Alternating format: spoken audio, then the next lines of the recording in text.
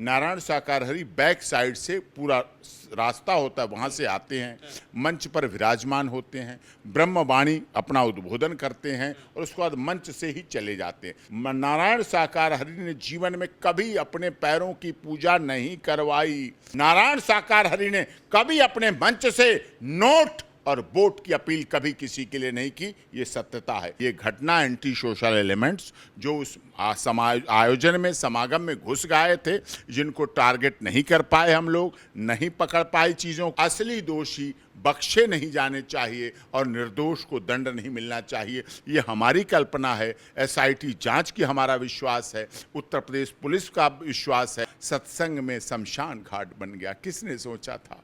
किसने कभी सपना सोचा था कि सत्संग में जा रहे हैं, मनोकामनाओं की पूर्ति के लिए जा रहे हैं, अपनी भावनाओं के लिए जा रहे हैं, अपनी इच्छाओं के लिए जा रहे हैं, अपनी सदगति के लिए जा रहे हैं और वहाँ से लाशें आएंगी, वो शमशान घाट बन जाए। किसी ने नहीं सोचा था, लेकिन ये गलत हुआ है। उत्तर प्रदेश के हाथरस में जिस तरीके से मौतें हुई, जिस तरीके से परिजन रो रहे हैं, बिलख रहे हैं, इसका जिम्मेदार कौन है? कहां चूक हुई? इस पर राजनीति भी हो रही है। और आखिर नारायण साकार हरि जिनका सत्संग का कार्यक्रम था, हैं कहां?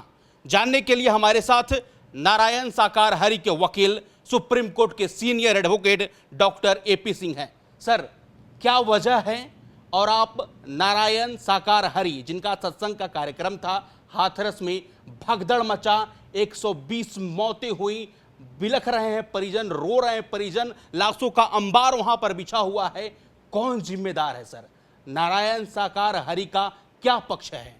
देखिए, घटना दुखद है, बीभत्सकारी है।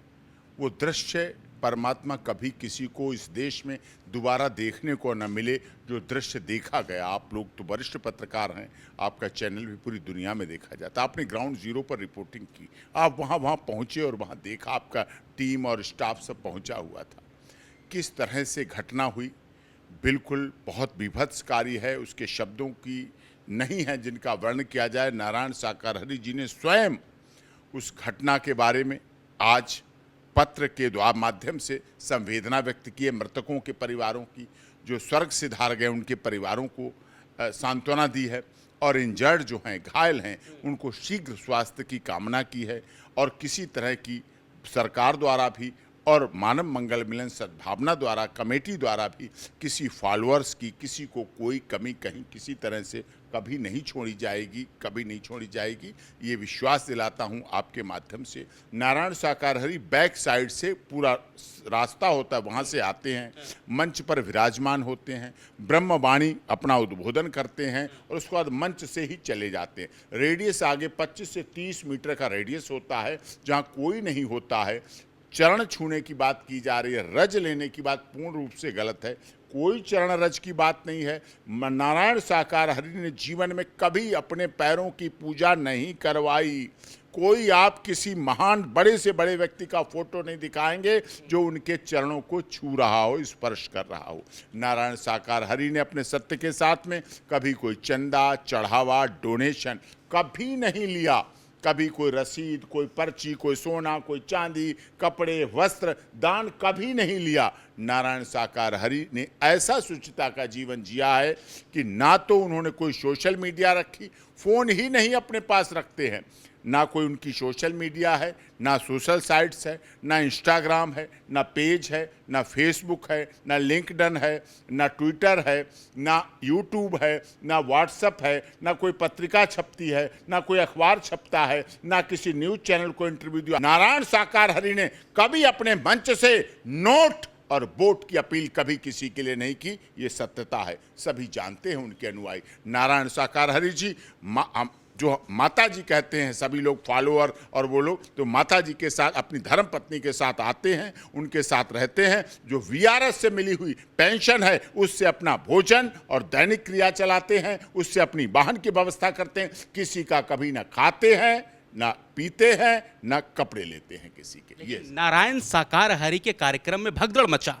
120 से ज्यादा भक्त श्रद्धालु मौत के घाट उतर गए, कई घायल हैं, अस्पताल में हैं। सीएम योगी खुद जाकर सभी लोगों से मिले, घटनास्थल पर गए, लेकिन जिम्मेदारी कौन लेगा?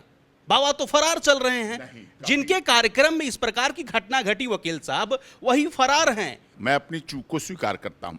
देखिए, फरवरी से जून तक आचार संहिता लगी हुई थी। लोगों में इतनी लंबी आचार संहिता नहीं लगी, लेकिन आचार संहिता लगी। नारायण साकार हरि संविधान को मानने वाले हैं, नियम के अनुसार चलने वाले हैं, विश्वास के साथ चलने वाले हैं। उन्होंने इस बीच में फरवरी से जून तक कोई आयोजन नहीं किया।